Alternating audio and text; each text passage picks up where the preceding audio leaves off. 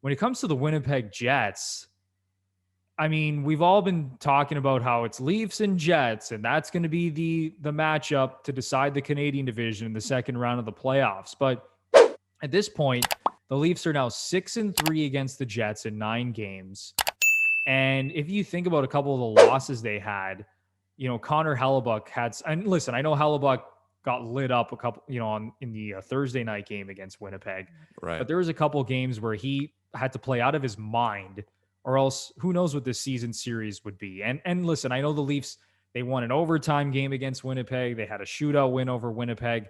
But to go back to my original point here is I'm not that scared about the Jets in a playoff series. I'm really not, Lepore.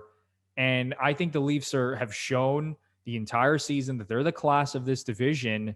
So I'll ask you this, come playoff time, if there's a second round matchup against Winnipeg, like, are you worried at all with the Leafs' ability to get through that series?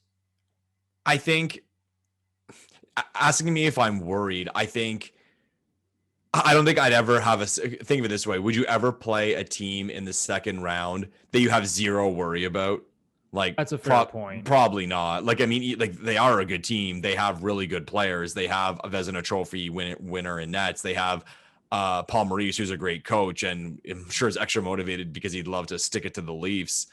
But I'll say what I said before, and this is to put pressure on the Leafs, saying if this team doesn't come out of the Canadian division, it's because they didn't play their best.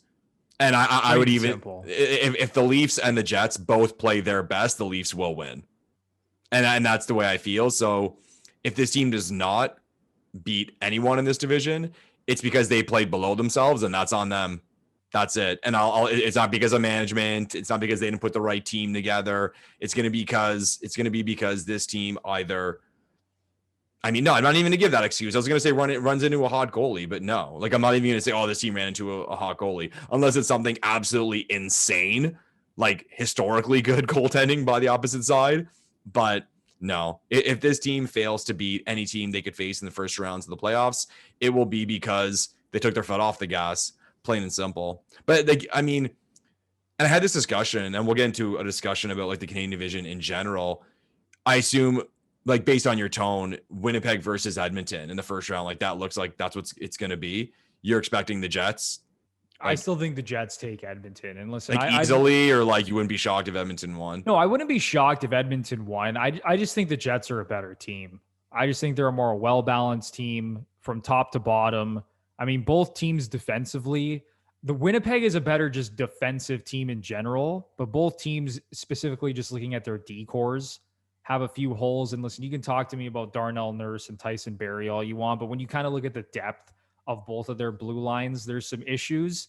And I just think the Jets, I just have more faith in them to like generate offense. I like their goaltending more. I think they're a better team than Edmonton. So I think they're gonna make it to that second round. Yeah, I'm on the same page as you for sure. Like, I don't know. Like, I think it would take something pretty special for Edmonton to beat the Jets. Like, I think the Jets are really good. Like, I think it's kind of funny. Like, we've said a million times that this Canadian division has been shit on a lot throughout the course of the season.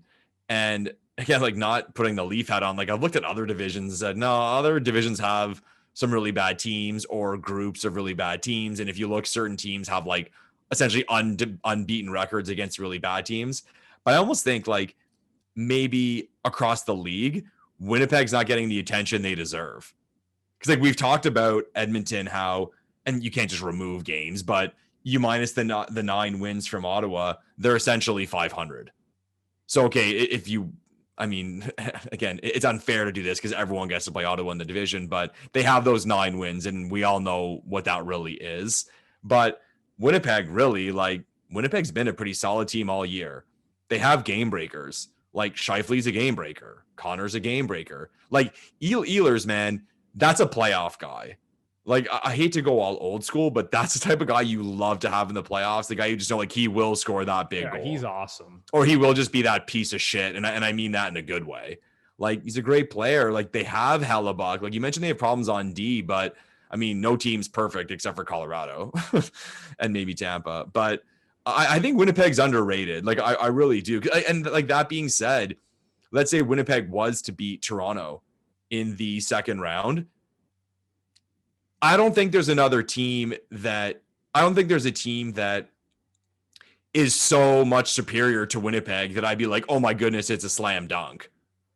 Like whether it's Vegas, Tampa, Colorado, I think Winnipeg's a good team. Now, I wouldn't pick Winnipeg against any of those teams, but Winnipeg's a solid team, man. Like I said, well coached, well rounded, a lot of guys who can beat you. It's that old saying of like they can beat you different ways. So, like, props to the Jets, man. Like, and again, like I think if the Leafs do not beat them in the playoffs, it's on the Leafs, but that's not taking anything away from Winnipeg. I think they're a really good team. No, you said it. Winnipeg's a quality team, but the way that I look at it is just going back over the last few seasons. And, let's not count the, last season with the 2014 return to play format, but just thinking specifically about the Atlantic Division playoffs, when in the first round, the Leafs would play the Bruins. And then if they got through that, they'd have to play Tampa.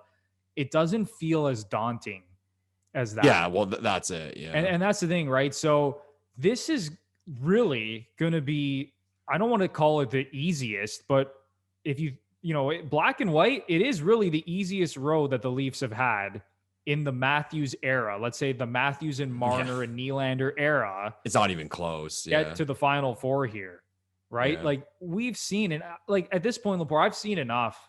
I'm not worried about Edmonton. The Leafs have showed that they can completely dominate that team.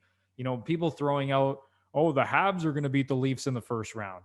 You're just saying that because you hate the Leafs. And that never happens, Bruno. People basing their opinion on their hatred of the team in blue. Like people are just ridiculous. Like what evidence?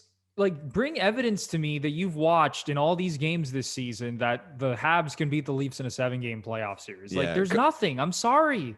Colin Cowherd on Fox always laughs at like whenever people do their like brackets in any sport at the beginning, they always like pick these like crazy upsets and try to be smart. He's like, well, not this year, but he's like, no, it's going to be the Patriots.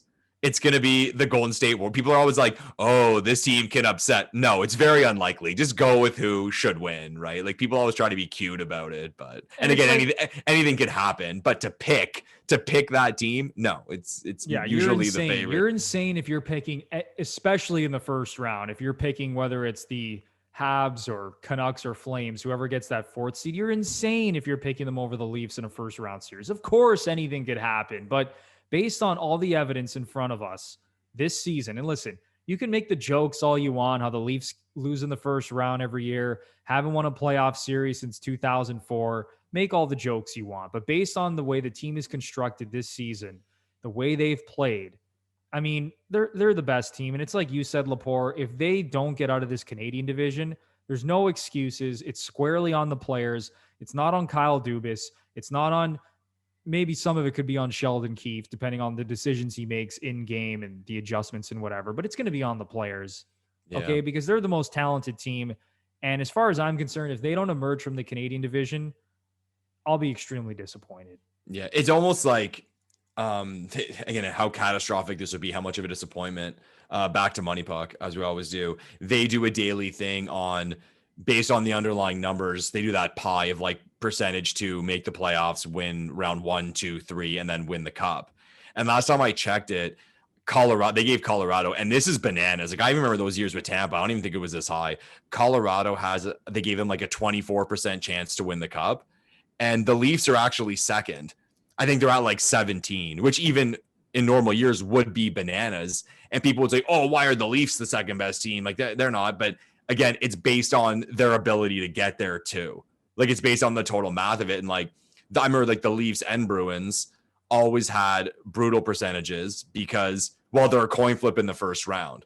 So their overall percentage to win the whole thing is seriously harmed because, well, you're a coin flip to get out of round 1. Whereas in this case, the fact that they're giving the Leafs a 17% chance to win the whole thing means like they're saying they definitely should get to that third round based on the metrics and numbers. And the fact that Colorado is at 24, knowing they would probably have to beat Vegas and then beat whoever they would have to beat in the conference final and a final. Like that number is insane. Like the Geeks are giving a lot of respect to Colorado, but 17 is an insane number. Like I'm pretty sure even Tampa, like certain years they were like say 12%.